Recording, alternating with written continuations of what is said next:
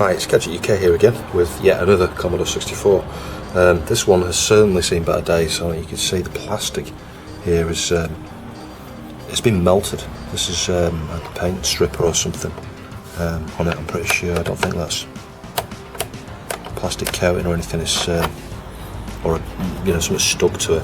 It's just been melted all over. I mean, look at the state of the front of it here. It's beyond pretty much. But what I plan on doing with this is using this for spares for myself. I'm going to keep this one, so I will clean up the board and stuff. I cleaned it up a little bit with isoprop. It was really dirty, but it's still pretty filthy. It needs the board taken out and really have a good wash with isoprop. Pour a load of it over and give it a good brush. If you've got a dishwasher, you can actually wash boards like this in your dishwasher, but that's not something I recommend. But you can do it. A lot of people do that, as long as it's dried off properly. It shouldn't be a problem. But I just thought I'd show you what's wrong with this one. This is the one where, and you can see, the SRAM had been previously swapped out on this one already. So that was the one that I used to test on the C64C until I found that other chip there in my spares. It was a Sanyo one, I think, actually, in my spares. It was probably from the C64C to start with. I ordered some more of those, by the way, those SRAMs. You can get those. They're on a lot of older arcade boards and things. So managed to get an order for 5, I think, from the States. It works out about £2 each. Just so I got some spares, because they can be hard to get hold of if you unless you get one of those from an old arcade board or something. And I've already got some of the standard drams and things. I've got replacements for all the other chips pretty much. So and the PAL, PLA I should call it. You can actually replace that with an EEPROM. You need a 45 nanoseconds or faster. I don't think you get much faster than 45 nanoseconds actually in that sort of package, but still, I think something like a 27C, 256 or 512 or something you need to put in there. It's got to be 45 nanoseconds or faster. Interesting, this CPU on this one, you spot this, it's an 8500, so I'm guessing that's probably come from a 65C. Yeah, not much more to say about that really. Assembly, what is it? 250425. Can't see the revision. I don't think there is a revision actually. I think it's probably the initial one. I did just briefly remove the 7085 voltage regulator and put some heat sink compound underneath it because there was none, which is a bit unusual. Should always have some heat sink compound on there. So the other thing you'll notice here is there's no shielding around this VIC chip. On the previous couple of models I think I've shown, there's like a box metal can, and the lid has a little copper sort of prong that sits. I think the VIC chip actually sits this way around rather than that way, and there's a metal prong, the copper prong, that sort of sits on top of the VIC chip to dissipate heat. So on those ones you need to put heatsink compound on that metal prong before you stick it back together, and bend it outwards a little bit so it makes contact with the VIC chip. But I think because this has got an R4 VIC chip, maybe it doesn't need a heatsink. I'm guessing the other boards I had would perhaps use the original, is it R1, R2 VIC chips and stuff where you did need a heatsink. So I'll just show you what this is doing. Switch it on. So you'll notice there we've got some weird stuff going on. SICK version 2, 64K RAM SICK, great. V2, 64K RAM ready, and then 2 flashing cursors. And that's interesting, to say the least. And in fact, we've got 2 flashing cursors there. The video is doubling up, so you straight away I'm thinking, okay, well, it seems to be working all right. So let's just try a game. Right, so this is Navy Seals cart. So it's booted from cart. Again, graphical corruptions.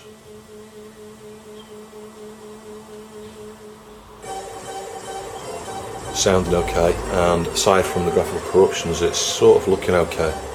I think what's happening here is an interesting issue with the VIC chip. I did swap out the VIC chip when I first spotted this, just to rule it out, and there's no difference. So it's not the VIC chip itself, but I think this is to do with how the VIC addresses RAM. If I was to speculate, could be a RAM fault, but the fact you're getting 2 lots of cursors, and it's not as evident here because of the graphics mode it's in, but when you go back to like basic and stuff, the fact you've got 2 cursors and the text seems to double up and wrap leads me to think that it's going to be something to do with the addressing of the VIC, how it addresses RAM. I think there's a couple of chips that could be relevant. You've got these flip-flops here, I think they are, I can't remember now, don't quote me. But anyway, they are related to the VIC chip, 4066, certainly one of them is. I think it's U16 actually, it's related to the VIC chip. There's also this 74LS373, could be related to that. Just trying to see what, there was another one I was looking at as well. It might be U27 there, that 08, I can't remember. I need to go and have a look at the diagram now just to have a think about what I'm going to do here. So yeah, because the two of those 4066s, you could swap them around just see if the behaviour changes. But before I do that, I want to see exactly where the address lines go, because I think that's going to dictate which chip I actually go for here. However the VIC connects to the RAM, that's the chip I'm going to look at, because I think that's probably where the fault is here. And the fact that you're getting doubled up, I think you could probably, I'll just take the cart out again, boot back to basic, because you'll see it's consistent. The fact it's doubling up and wrapping leads me to think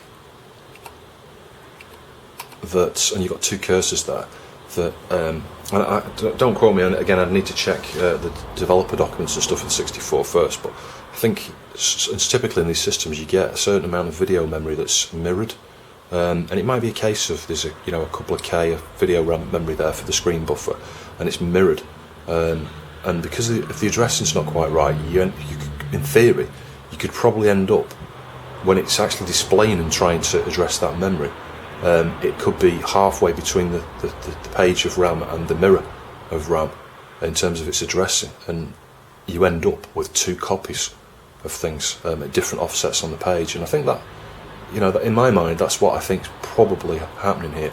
I mean, there are other things, there are unknowns, these 4066s, assuming they are flip-flops or something, I don't know, I'm just speculating. Assuming they are, could be something to do with one of those. If one of those is used to do with the timing, in terms of the VIC accessing the RAM on certain cycles, so it doesn't interfere with the CPU, then there could be something going on there where the timing's not right. But if that was the case, I did think that, and I thought, well, okay, if that's the case, you'd expect crashes, because if the timing related to when it's accessing the RAM is wrong, you're going to cause problems with the CPU, because everything that the VIC chip does output-wise, well, I'm assuming it modifies RAM, maybe it doesn't, maybe it just reads RAM, but if it writes anything to that particular video RAM, RAM that's allocated for the video buffer, then you're going to screw up the CPU code, effectively, because the timing's not right, it's going to write to the completely wrong place. I certainly would have expected maybe Navy Seals to not work if there was something wrong there. But anyway, I'm going to look at the schematic now and, let's say, find out what chip it sits in between the VIC and the RAM. Right, so I'm just looking at the schematics here. I'll just zoom in, see if I can get a clear view of this. It's might be too close there. Yeah, so hopefully that's going to come out. I'll see if I can zoom in a bit. If we just sort of scroll to the right there, this is the VIC chip.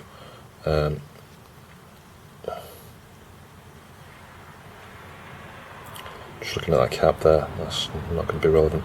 But you can see we've got a 74LS258. I'm not sure what that is. Without looking up the data sheet for it. But you can see here we've got the address lines that go to these video address lines, VA, in the VIC chip. A6, A7 looks to go there. A4 and A5, I'm not sure, I think they might bypass and go all the way across directly to the RAM.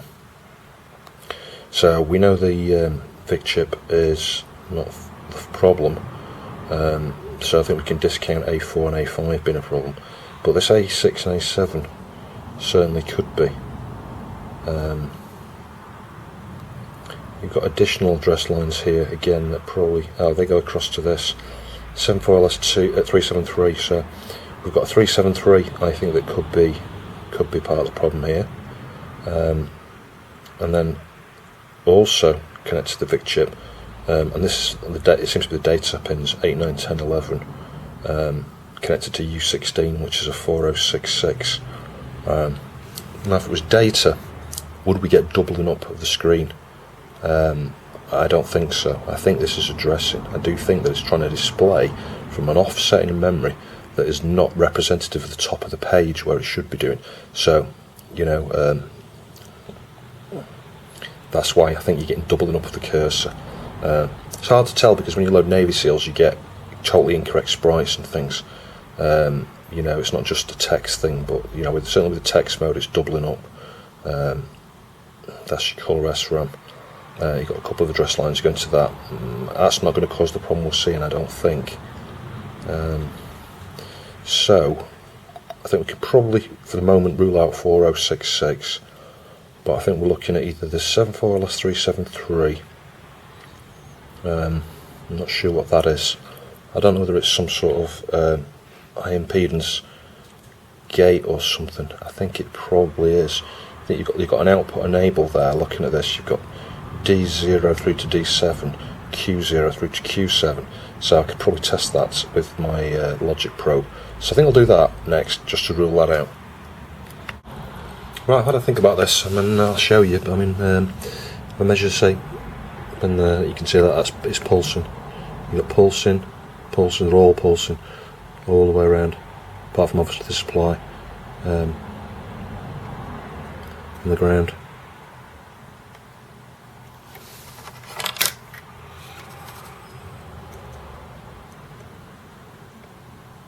So, and it's not just a gate. I think, looking at the data sheet, it's it can either be a latch or flip-flop, depending on how you. I think one of the input modes or something you can configure it. But I'm not thinking that that's probably not it. Thinking more about the data thing. You know, I was coming back to the whole whether it's data or addressing. If it was addressing, yeah, you know, I can expect that wraparound of that cursor. But then when you load a game, why are the sprites not right? It's like completely the wrong character. I guess maybe, yeah, if it's addressing, it could still be an issue because it could still be loading from the wrong address, therefore displaying the wrong sprite. But then that's not what's happening when it's displaying text on the title screen. It's like it's wrapping over. I'm wondering if it's a data thing. So the CPU could have written that data as to what to display at a certain address, and then the CPU's reading from a particular address. It's getting the right address, but it's getting the wrong data at that address, which means it either displays the wrong character or it displays the wrong character in the wrong position. But if that was the case, would we see any text at all? Wouldn't the letters all be wrong? I don't know. I'm going to swap that 373 out anyway before I do anything else, and then I think I'm going to move on to the other chip, which is related to the data lines. Right at the last minute there, I decided to change my mind because having seen all of the activity on all these pins here, that's not what I would have expected. Maybe one of the pins to be stuck in a certain state. There's still could have been sort of timing problem related to that, but I looked back at the diagram and I went back for the other chip that related to the address lines, and there was the one that only related to two of them, I think, and it was the 74 LS258. And I'm glad I did, because you can see it's now working. So there we go, and that was with minimal of work really. I reckon all in all, other than the time I've spent talking about this, it's taken about 10 minutes to fix this. So it's always worth looking at the circuit diagram before you do anything. I mean, obviously I swapped out the VIC. That would have been the first thing anyone would have expected, but this is always something wrong with the VIC. Yeah, that wasn't the case. It was just that chip. Luckily, that chip was already socketed on one of the other boards, so I've just been able to just take that off a board and stick it in here, but I'll now have to order one of these because I'm one short on the other board. But I was lucky that was already socketed. Yeah, that's worked out well, saved me having to put a socket on the other board as well. Yeah, glad I didn't waste any time replacing that 373 there. Yeah, that's interesting stuff. So if you get stuff like that where your characters are doubling up, and you're getting sort of weird stuff with sprites and things, the thing is totally fully functional, and your VIC chip's okay, that's where I'd be looking. I'd look at that part of the schematic where the VIC chip is, and look at the data and addressing. Let's just try a game. Let's put Navy Seals in. So anybody getting sick of seeing Navy Seals, just a quick and easy test really. Yeah, look, that's fine. Sweet, right, that's looking great. One more weird stuff going on with the display there.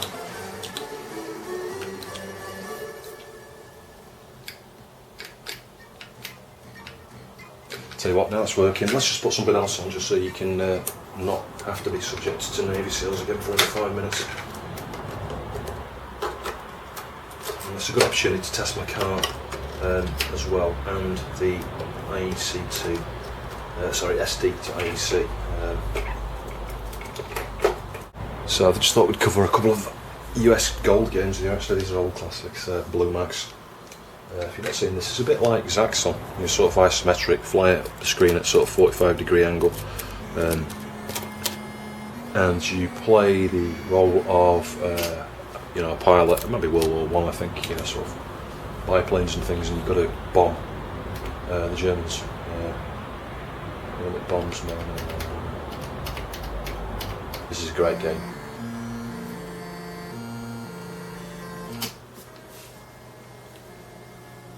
Just turn it up a touch because it's quite quiet.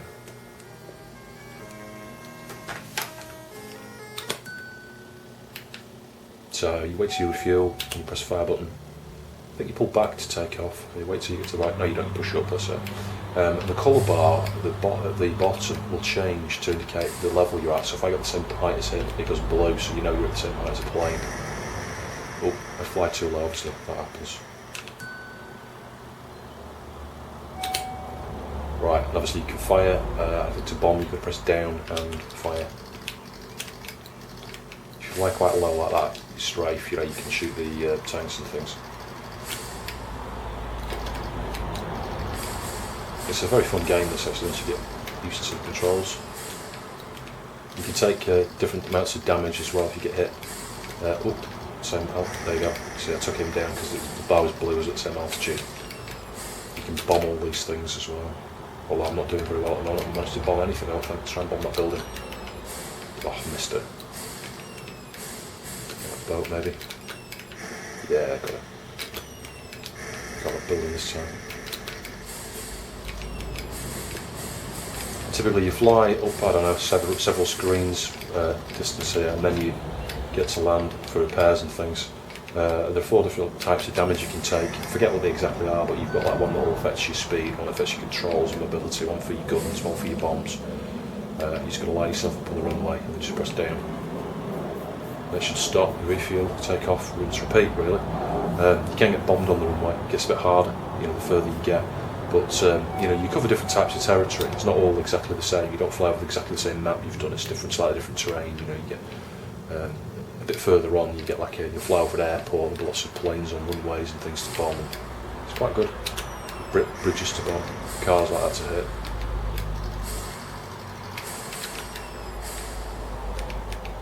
That passenger got a lucky escape. See, I took some damage there. You can see that there's a G flashing in the corner there, so I'm not sure what that means. Could be in the gear or something, I have no idea. Open it again. F, fuel. Yeah, you got a certain amount of fuel as well, so my fuel's... Where's my fuel? 154, right, okay. So that's probably going down a bit faster. I've been hit again. Guns, now I can't fire, see, but I can bomb. Yeah, B's bomb. So the bomb's damaged, so it's pretty hard to bomb. Got to press down and fire several times to miss that bridge on there. Yeah, so I can hardly bomb. Hopefully I'm going to land in a minute. Ah, I missed that. Yeah, coming to land again. Excellent, well that's working. I'll just quickly load another game. We'll try another US gold game here, Bruce Lee. So this is another classic US gold game. Some people might get put off with some of these games like Blue Max and Bruce Lee because pretty basic graphics, but don't let that put you off. This is a really, really good, fun game. I've got a lot of fond memories of playing this. I had a go at this last week actually, got pretty far. Coming back to what I said in a few videos back as well, it's funny, you come back to some of these old games. I think it was when I played Kung Fu Master on the C64, you find that you can you just get a lot further. It's like, first go, last time I played this the other week, and I got twice as far as I ever managed to get when I owned this.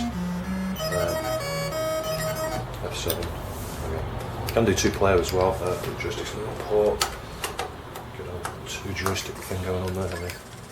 Yeah, so you can sort of leg it around, jump, punch obviously. You can do kicks, flying kicks. I think you kick as you run. There you go. You get these enemies to take multiple hits. The black guys, the little ninjas, easier to kill than the green guys. I think these take 3 hits. But the idea is you collect these little lanterns or whatever they are. Oh, there's one over there, I missed it.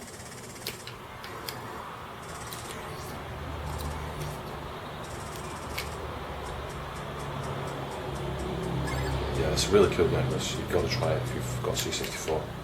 Or even try it on an emulator. You're missing out if you don't. You can trick the enemies, depending on where you go, you can make them fall into things, knock them off edges, into traps and things, because there are various hazardous things in the environment. You'll notice that little red thing there on the ground, that's like a door, which is a bit further on, that'll unlock and I'll be able to go underground. I'll just complete this area, just to show. But as you get a bit further, there's a bit more going on with the background and stuff, you've got more hazards and things to avoid and things to interact with. And like I said, there's an element of tactics there about how you attack. Like I could boot him off the end of there, if I flying kick, he'll go flying off. If there's some sort of lava or something down there, he'll fall into it. But the interesting thing is, you play as 2-player, I think the other player becomes the enemy. So I think, from what I remember, or one of the enemies, I think the other one's computer controlled, but yeah, it's quite a fun element. It was light years ahead of its time, really, considering how old this game is, some of the things they've added in. And it's the, what's the word I'm looking for? It's the persistence. I like games like this. It's where it's, you've got lots to interact with in the environment. It's not just your basic, just hit fire once and you've killed somebody. That's it. There's multiple hits. There's strategy involved. There's things to climb. It's a bit of a platformer to a degree. You've got jumping to do. Oh, I missed that bloody last one. I mean, the AI is not clever, as you say. Just sat down there waiting for me. And I think that should have opened the secret entrance into the underground hideout. There you go.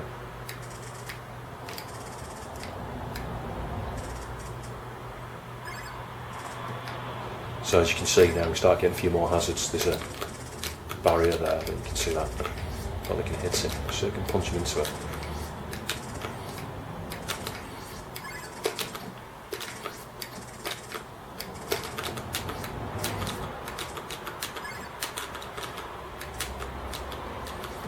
Oh, dying.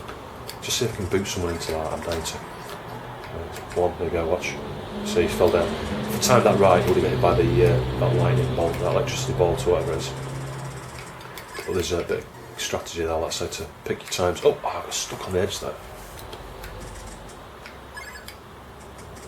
Yeah, you see, he got zapped there, because he didn't time it. Oh, and I just didn't time that either. But there we go. Just show you the next screen. You can see on the right there, there's like a little escalator thing. There's obviously you can climb up, but it moves as you climb up it. If it's going upwards, you're obviously going to go up at a faster rate of speed. And if there's spikes at the top as right there, you'll get squished.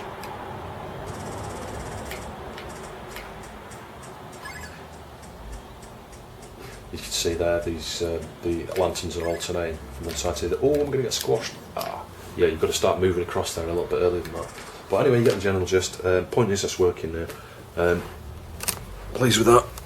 Not bad for a 10-minute fix. It pays to look at the schematics, I guess, and spend the 2 minutes it took me just to test that in order that I felt, yeah, it wasn't worth replacing that, because that would, wasn't the fault. It was definitely that chip there, that 74LS258 AN. So anyway, thanks for watching. Hope you found it interesting. I'll see you soon.